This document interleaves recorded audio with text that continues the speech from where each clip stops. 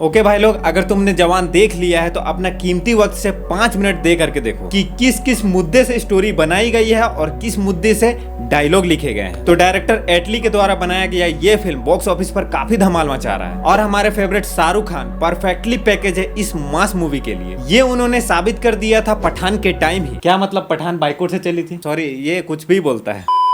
तो मूवी अपने फर्स्ट दिन में ही 75 करोड़ की ओपनिंग करके इंडिया की सारी मूवी की रिकॉर्ड तोड़ चुका है। और अगर इसका वर्ल्ड वाइड कलेक्शन देखा जाए तो एक दिन में 129 करोड़ रुपए की ओपनिंग की है वर्ल्ड वाइड। और अगर डे 2 की कलेक्शन की बात करें तो ऑल लैंग्वेज मिला करके 53.23 करोड़ की कमाई इसने की है। अब बात करते हैं मुद्दे पे, इसके डायलॉग और इसके रियल लाइफ रेफरेंसेस पे। ये मूवी के डायलॉग अगर तुम डीपली एनालाइज करोगे तो ये मूवी काफी सारी बात तुमसे करना चाहती है। ये मूवी के डायलॉग कुछ ऐसे हैं जो कि हॉल पूरा साइलेंट कर देती है और वो रियल लाइफ से उठाए गए हैं जिसके बारे में आज हम बात करेंगे। तो ये मूवी का पहला डायलॉग, राठौड़ विक्रम राठौड़, नाम तो सुना होगा। ये डायलॉग से एसआरके अपने यूनिवर्स या बॉलीवुड इंडस्ट्री में जो इन्हें किंग बोला जाता है उनके बारे में रेफरेंसेस था।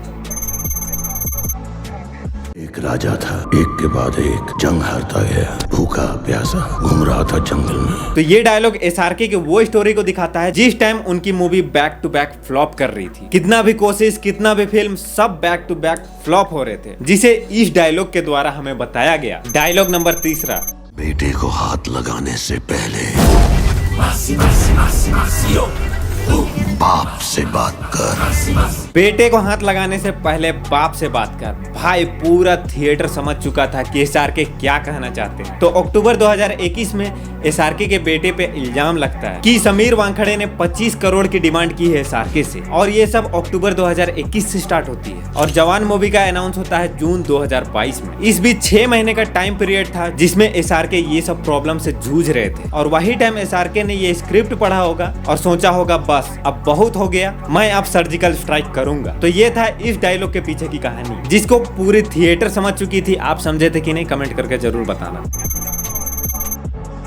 फिर अगला मुद्दा आता है फार्मर सुसाइड के ऊपर। मूवी में 6 लड़कियों का गैंग दिखाया गया है जिनमें से एक लड़की के फादर किसान होते हैं जिन्हें लोन ना चुकाने की वजह से कितना जलील किया जाता है उसके बेटी के सामने। और फिर एग्जाम खत्म होने के बाद पता चलता है कि उनके फादर सुसाइड कर चुके हैं। भाई बॉडी बगल में पड़ी हुई है और वसूली वाले लोग फिर से आते हैं और उन्हें जलील करने की कोशिश करते हैं। और भाई उसी टाइम लड़की अपनी माँ को साइड करती है, कोड़ी उठाती है और सीधे उसके मुंह पे। भाई क्या गजब का सीन था। अब 2020 इंडिया में ही 1 साल का लंबा प्रोटेस्ट चला था जिनमें हमारे 500 किसानों की मौत हुई थी और कुछ पॉलिटिशियन गलत कमेंट पास कर रहे थे। और यही मुद्दे को बताते हुए मूवी हमें बहुत अच्छे तरीके से समझाती है कि एक बैंक सिर्फ 40,000 के लिए एक गरीब किसान को उसकी जान लेने पर मजबूर कर देती है और दूसरे तरफ वही बैंक एक बिजनेसमैन को 40,000 करोड़ रुपए के लिए माफ कर देती है। और अगर तुम इंटरनेट की शक्तियों का इस्तेमाल करना जानते हो तो तुमको पता चल जाएगा कि मैं किस बिजनेसमैन के बारे में बात कर रहा हूँ। मैं ये नहीं बता सकता कि वो कौन है, नहीं तो लोग मूवी छोड़ के मेरे पीछे भागना स्टार्ट कर देंगे।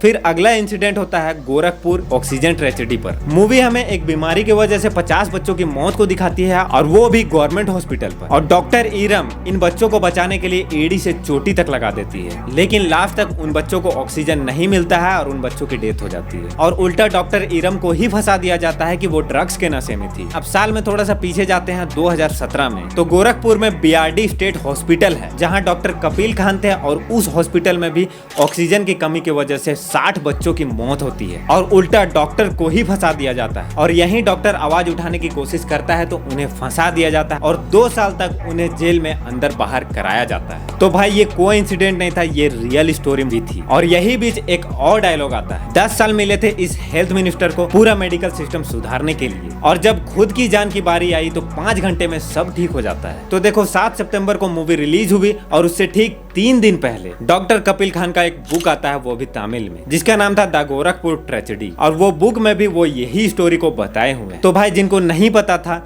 ये कोई इंसिडेंट नहीं था। अब वो सीन भी मूवी की तुमको याद होना चाहिए कि इंडिया के जवानों की हथियार काम करना बंद कर देती है इन मौके पे, और उसके वजह से इंडिया के कितने जवान शहीद हो जाते हैं। तो काली उस टाइम फॉल्टी हथियार भेज देता है इंडियन आर्मी को। तो अब थोड़ा सा बैक चलते हैं 1998 में। तो 1998 में एक सेम टू सेम इसी तरह एक इंसिडेंट होता है। गन्स का मैगजीन होता है और टेंडर पास किया जाता है। तो 2 साल बाद 2000 में जैसन इंडस्ट्री प्राइवेट लिमिटेड के द्वारा SLR मैगजीन सप्लाई की जाती है, और जब उसे पुणे में रिसर्च करने के लिए भेजा जाता है तो वो फॉल्टी निकलती है, और जब कंपनी को कंप्लेन किया जाता है तो कंपनी सीधा इनकार कर जाती है।